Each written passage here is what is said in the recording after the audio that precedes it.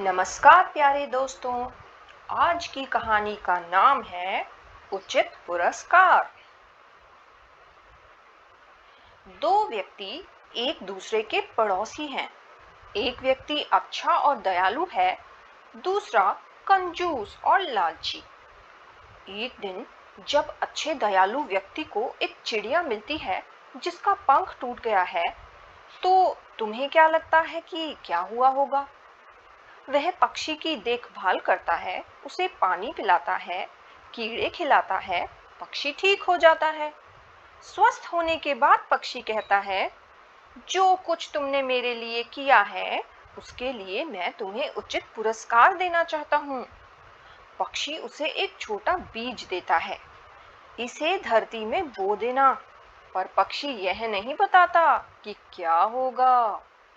उस बीज से एक जादुई बेल उगती है, जिस पर बड़े बड़े मीठे तरबूज लगते हैं। उनके भीतर उसका उचित पुरस्कार है। अब कंजूस लालची आदमी ईर्ष्या से जलने लगता है। फिर क्या होता है, यही इस कहानी में रोचक ढंग से बताया गया है। वसंत ऋतु की एक उज्जवल सुबह वह दोनों नदी किनारे रास्ते पर टहलते हुए जा रहे थे। वहां एक पुराने पेड़ के नीचे एक छोटी चिड़िया उन्हें दिखाई दी, जिसके एक पंख टूटा हुआ था। अच्छे दयालु आदमी ने नीचे झुककर उस पक्षी को उठा लिया। ओह बेचारा नन्हा पक्षी, उसने कोमलता से कहा, तुम्हारा तो एक पंख टूट गया है। तुम इसके लिए अपना समय क्यों व्यर्थ करवा रहे हो? उसके पड़ोसी ने उसका तिरस्कार करते हुए कहा। यह पक्षी घायल है, मैं इसे घर ले जाऊंगा और इसको स्वस्थ करने का प्रयास करूंगा। ओह, तुम हमेशा से ही ऐसे मूर्ख रहे हो, कंजूस लालची व्यक्ति उसका मजाक उड़ाते हुए बोला।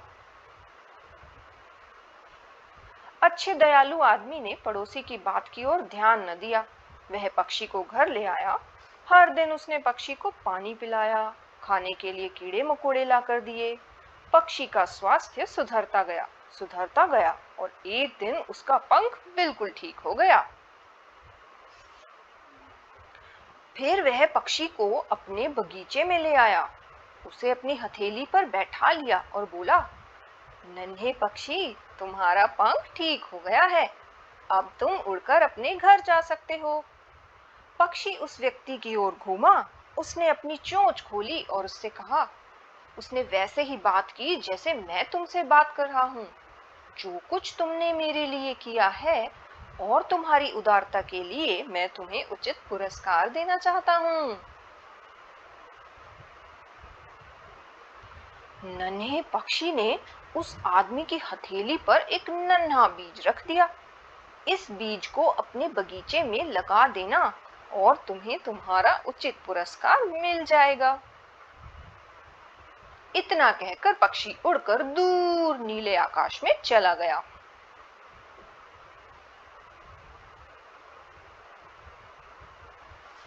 अच्छे दयालु आदमी ने वह बीज जमीन में बो दिया। सारी वसंत ऋतु और ग्रीष्म काल में उसने उसे पानी दिया, जमीन की गुड़ाई की और घास पात को उखाड़ निकाला। आखिरकार उस नन्हे बीज से तरबूजों की एक विशाल बेल उपजी। शरद पूर्णिमा का चांद जब आकाश में चमक रहा था, किसान अपने तरबूज तोड़ने लगा। उसने पहला तरबूज बेल से तोड़ा और फटाका चमकते हुए चांदी के सिक्के फूटकर बाहर आए। उसने दूसरा तरबूज तोड़ा और फटाक चमकते हुए सोने के सिक्के फूटकर बाहर आए। उसने तीसरा तरबूज तोड़ा और फटाक बहुमूल्य चमकते हुए मोती फूटकर बाहर आए। जितने भी तरबूज उसने तोड़े, फटाक फटाक फटाक हीरे, जवाहर, माणिक बाहर आए। उसने जितनी कल्पना की थी, उससे कहीं अधिक धन उसे मिल गया। अब वह एक धनी व्यक्ति था, संसार के सबसे धनी व्यक्तियों में से एक। अपने अपने स्वभाव के अनुसार अच्छा दयालु आदमी अपने सौभाग्य का समाचार अपने पड़ोसी को बताना चाहता था। ओह, यह तो अति उत्तम बात है, कंजूस लालची आदमी बड़बड़ाया। मैं तुम्हारे लिए बहुत प्रसन्न हूँ। वह मुस्कुराया, परंतु उसकी मुस्कुराहट दबी दबी थी।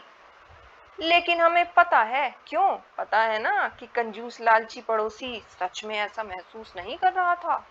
नहीं, वह तो द्वेष और ईर्ष्या के वशीभूत हो गया था। मैं क्यों धनी नहीं बन पाया, उसने अपने आप से कहा। मुझे क्यों अपना पुरस्कार नहीं मिलना चाहिए। मैं जानता हूँ कि मैं क्या करूंगा। मैं भी टूटे हुए पंख वाले एक पक्षी की तलाश करूंगा। मैं उसकी देखभाल करूंगा और फिर मुझे अपना पुरस्कार मिलेगा। कंजूस लालची आदमी नदी किनारे वाले रास्ते की ओर दौड़ा आया। उस रास्ते पर वह ऊपर नीचे चलने लगा और टूटे हुए पंख वाला पक्षी ढूंढने लगा, लेकिन उसे ऐसा कोई पक्षी न मिला। अगले दिन वह फिर उस रास्ते पर आया और ऊपर नीचे चला, परंतु उसे कोई पक्षी न मिला। आखिरकार तीसरे दिन वह अपना धैर्य खो बैठा। उसने अपनी जेब से एक गुलेल निकाली। फप! एक पेड़ पर बैठी एक चिड़िया को उसने मार गिराया। वह नीचे झुका और बेदर्दी से उस पक्षी को उठा लिया। आह, बेचारी चिड़िया, उसने ऐसे कहा कि जैसे उसे पक्षी की परवाह थी। कितना बुरा हुआ, तुम्हारा पंख टूट गया, लेकिन मैं तुम्हें बताता हूँ कि मैं क्या करूंगा। पंख ठीक होने तक मैं तुम्हारी देखभाल करूंगा। तुम बस इतना निश्चित कर देना कि मुझे मेरा पुरस्कार मिल जाए। उस कंजूस लालची आदमी ने वही किया जो उसने कहा था। वह घायल पक्षी को अपने घर ले आया। हर दिन वह उसके लिए पानी और कीड़े लाता और हर दिन वह चिड़िया को याद दिलाता, जो कुछ मैं तुम्हारे लिए कर रहा हूँ उसे भूलना नहीं और मुझे पुरस्कार देना भी न भूलना।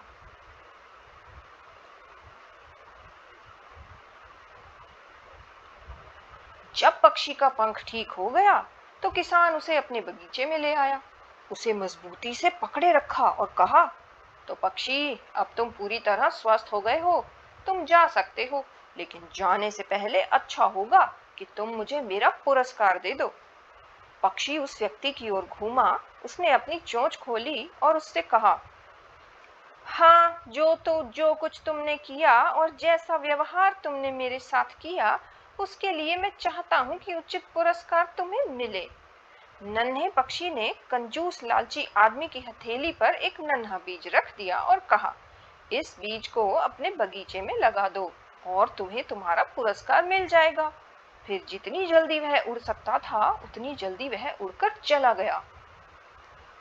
कंजूस लालची आदमी अपने बगीचे की ओर भागा और उस बीज को जमीन में उसने बो दिया। सारी वसंत ऋतु और ग्रीष्म काल में उसने जमीन की गुड़ाई की, पानी दिया और घास पात को उखाड़ निकाला। उसने इतनी मेहनत की जितनी सारे जीवन में कभी न की थी।